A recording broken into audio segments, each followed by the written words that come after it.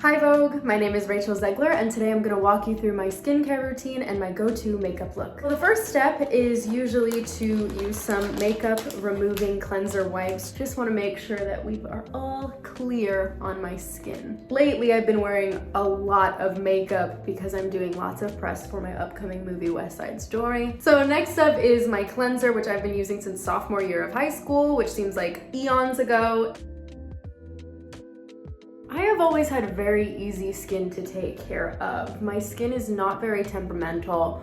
I tend to use products that's for normal to oily because I have an oily T-zone, but otherwise I only get blemishes once in a while, but then I scar really easily. So I try to avoid those blemishes as much as I can. Time to wash this off.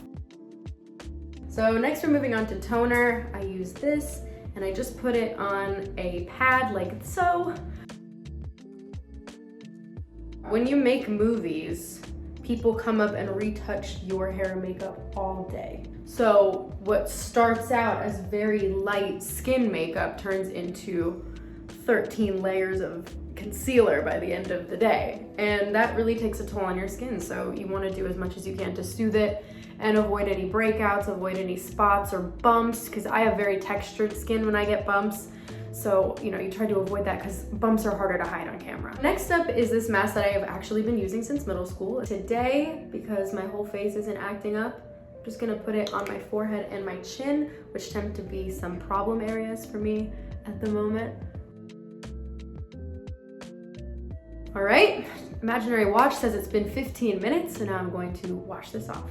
So next up is this LED mask. I use this one, I don't know if you can tell, but it is a bright pink color. So this mix is for breakouts and collagen. I've noticed a difference ever since I started using it, and maybe you will too. Next up is lips. This is a really important step for me because my lips get chapped very easily. And so I use this super balm that you can also use on your skin, but my skin's not thick enough for this thick material. So basically you have to warm it up in between your fingers before putting it on your lips. And then you just keep it on for the rest of your routine. I am a lip balm fiend. I have a lip balm in every pocket, every purse, every coat. I refuse to have chapped lips in public. I was, working as a wedding singer through all of high school, and I started a YouTube channel where I covered a bunch of songs from my bathroom and my childhood bedroom, and it started gaining a lot of attention, but I didn't really burst onto the scene until I received the role of Maria in Steven Spielberg's West Side Story. It was a year-long audition process. There were 30,000 other people in the mix, and it was crazy stressful, and I somehow made it to the other end of that. One of the most important things on my mental health journey as well as my skincare journey has been making sure that I feel as comfortable as possible so that I can do my job to the best of my ability. Next up is my serum, which I use every morning. This is a vitamin C serum. Then I like to go in with moisturizer. Don't like to use too much, especially in the morning. I definitely use a little bit more at night.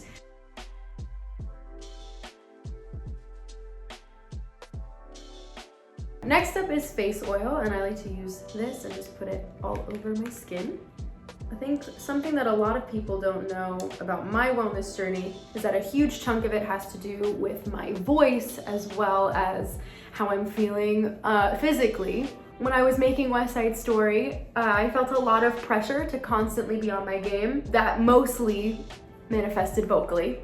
And when you're very stressed out, it can affect your vocal cords, but I cut dairy out of my diet. I cut a lot of caffeine out because caffeine can dry up your vocal cords, but ever since I wrapped West Side Story, I am very happy to incorporate my cup of coffee in the morning now, so that's been a godsend. Next up is my eye cream.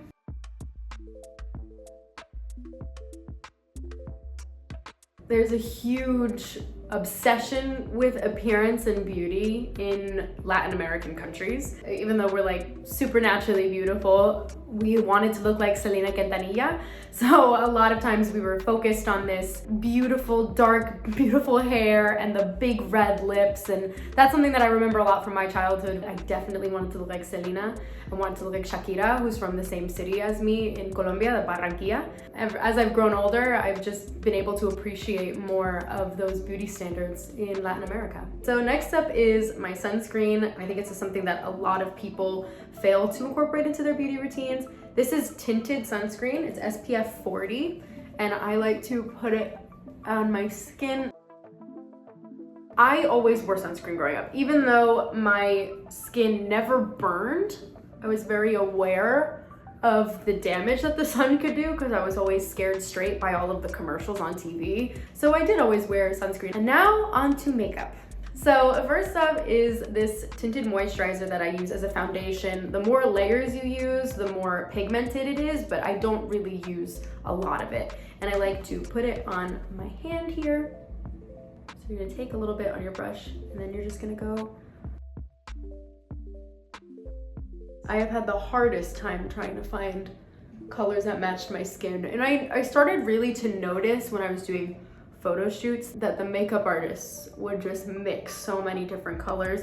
We don't all come in a standard shade of anything, and that's a beautiful thing, but it's also very frustrating when you're trying to buy makeup. Next up, I would usually do concealer, but when I do an eye look, so that I don't ruin the concealer prematurely, I like to go in with the eyes first. So I'm gonna do that right now with this cream eyeshadow. Not to flex, I have discoloration on my eyelids that kind of make them look like a darker brown. And a lot of people are asking me when I'm not wearing makeup at all whether or not I'm wearing eyeshadow, and the answer is most obviously no. But therefore, like, colors like this look pretty good. I like to go in with concealer under my eyes and in any problem areas that I'm having on my face.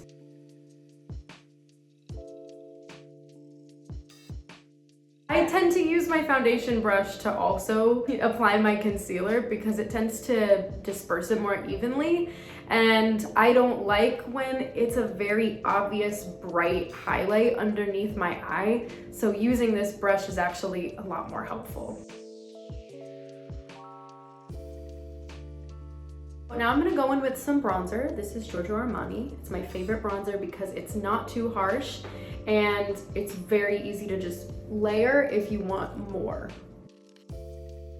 I tend to put it right where my natural shadow from my cheekbone is and just try to accentuate that. I put a little bit on my nose, not too much, and then a little bit on my jaw. And then if I'm feeling like I'm having a 5-head day, I go in on my forehead and just try to put a little bit of shadow there. I did my own makeup for every show I ever did up until when I did Shrek the Musical. I had to have that green put on me because the quick change into my ogre self happened mid-show. It was the worst, and my skin was tinted green for about 2 or 3 weeks after, and the day after we closed Shrek was my first rehearsal for Steven Spielberg's West Side Story, and I showed up looking like I had jaundice. So next up I'm gonna go in with blush. This is my favorite blush from Chanel. I like it because it's a more natural color. I know a lot of people like bright pinks or reds, but I'm very much of the idea that it should complement your natural skin tone. And I just like to put it on my cheekbone so it kind of serves as a highlight as well, and then it makes my face seem a little bit more narrow. Probably the thing I get complimented the most on is my eyebrows. They're very thick. I've kept them thick my whole life. I like them thick. Something that helps me to accentuate that thickness is this Chanel brow pencil. And I just like to go in and not fill in the whole thing. I just like to go in and get a good line in the front. I get them threaded every now and then, but I like to let them grow so that I don't lose the thickness. And when I go to get them threaded, I'm like, I just want them to be clean. Like, that's all. I just want them cleaned up a little bit. And my eyebrows have been very important to me my whole life. They've served me well.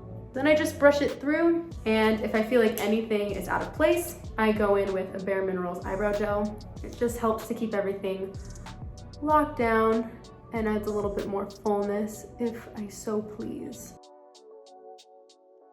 I'm a big fan of a nude lip, so I'm gonna go in with a liner. I do overline my lip a little bit on the top.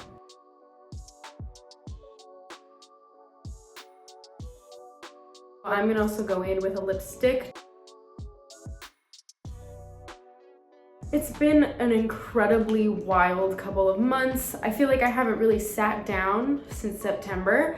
I wrapped Shazam and then came home to New York and immediately went to the Met Gala, which was my first red carpet, which was absolutely insane. It was just walking with Pete Davidson for some reason and did all of these interviews and walked the carpet and had my photo taken by so many photographers for the first time, and people screaming my name and even knowing my name was crazy, and then sitting with so many celebrities that I admire, actors and singers and activists that I adore. It was such a fun time. I can't believe still to this day that I even got to go. I don't know why I was so surprised about how human everybody really was at the end of the day. For the most part, everyone that I interacted with was just so real, and we had real conversations. I had such a nice conversation with Megan Thee Stallion and a very inspiring conversation with Lorde, and just to be able to talk to these people that I admire and these people that I usually only see on social media or on late night TV shows, and to see them in front of my face talking to me and being just the loveliest, most personable people was so inspiring, and just a reminder of why I love being a part of this community so much. And I'm really grateful to the Met Gala for allowing me to have that experience. So for the last step, it's my eyelashes. So I tend to go in with a curler and then I follow it up with, this is my trusty NARS mascara that I actually used on set of West Side Story. So this is technically Maria's mascara. When I was on set of West Side Story, I had to do a lot of crying. If you don't know, Maria goes through a lot of stuff, and all of that stuff makes her cry. It's her natural human reaction, and it's also mine, so it was very easy to access that. But that also meant that we had to be very, very careful when it came to mascara, because you need mascara when you're working on a film. People need to know you have eyelashes because lights and cameras can tend to drive that out. And it's very important that we find a mascara that didn't run when I cried, because I cried a lot. We tried so many different mascaras on the first day, cried in all of them to see which worked the best. And this NARS mascara is for the scenes where I didn't cry. So, you know, the most iconic image as of right now is of me at dance at the gym, and I am wearing this NARS mascara. I also don't like to put too much on, because if it gets clumpy or starts to look spidery, then I haven't done my job correctly. The clips come off. We are ready to go. Thank you to all of you for coming along on this journey. Hope you learned something, not only just about how you look, but also how you feel, because that is all to do with beauty. Thank you so much, and see you soon.